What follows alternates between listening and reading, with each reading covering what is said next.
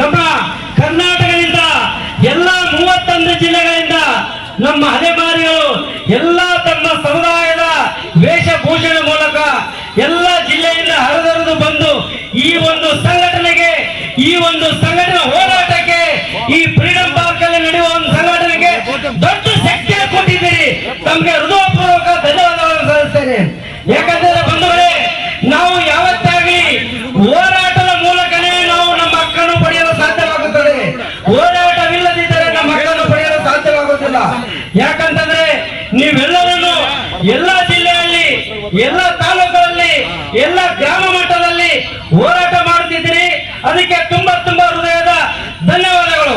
ಯಾಕಂತಂದ್ರೆ ನಮ್ಮ ರಾಜ್ಯದ ಮುಖಂಡರಂತ ಹಿರಿಯರು ಹಗಲು ರಾತ್ರಿ ನಮಗೋಸ್ಕರ, ನಮ್ಮ ಒಳಿತಿಗೋಸ್ಕರ, ನಮ್ಮ ಮಕ್ಕಳ ಭವಿಷ್ಯದಗೋಸ್ಕರ ರಾತ್ರಿ ಹಗಲು ಇಲ್ಲೇ ಇದ್ದು ಈ ಸಂಘಟನೆ ಹೋರಾಟವನ್ನು ಮುನ್ನಡೆಸ್ತಾ ಇದ್ದಾರೆ. ಅವರಿಗೆ ಹೃತ್ಪೂರ್ವಕ ಅವರಿಗೆ ನಾವು ಧನ್ಯವಾದಗಳನ್ನು ಸಲ್ಲಿಸ್ತೇನೆ. ಯಾಕಂದ್ರೆ ಯಾರೇ ಆಗಲಿ ಒಂದು ದಿವಸ ಬಂದು 2 ದಿವಸ ಬಂದು ಇರೋದಕ್ಕೆ ಕಷ್ಟಪಡ್ತಾರೆ. ಆದ್ರೆ ಇವಾಗ 23 ದಿನ ಆಯ್ತು ಕಂಟಿನ್ಯೂ ಆಗಿ ಅವರು ನಮ್ಮ ಜೊತೆಯಲ್ಲಿದ್ದು ಇಲ್ಲಿ ಕೆಲಸ ಮಾಡ್ತಾ ಇದ್ದಾರೆ. ಯಾಕಂತಂದ್ರೆ ನಾವು ಯಾವತ್ತಾಗಲಿ ಒಂದು ದಿವಸ ಹೋರಾಟಕ್ಕೆ ಸಿಗುತ್ತದೆ ಅನ್ನೋದು ಇದು ನಮ್ಮ ಆಶಯಕ್ಕೆ ಕರೆಕ್ಟ್ ಅಂತದಲ್ಲ. ಯಾಕಂದ್ರೆ ನಿರಂತರವಾಗಿ ನಮ್ಮ ಹೋರಾಟ ನಡೀತದೆ.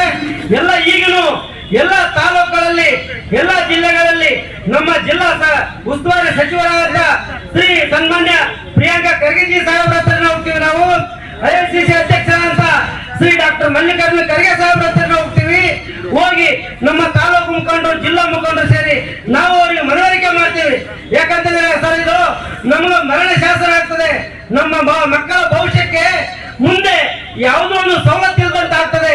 ನಾವು ಇಷ್ಟು ದಿವಸದ ನಾವು ಬೀದಿ ಬದಿಯಲ್ಲಿ ಗುಡಾರಿಗಳನ್ನು, ಟೆಂಟ್ಗಳನ್ನು ಹಾಕೊಂಡು ಬದುಕಿದಂತ ಅಲೆಮಾರಿಗಳು ಇನ್ನ 79 ವರ್ಷ ಇವಾಗ ಆಗಿದೆ.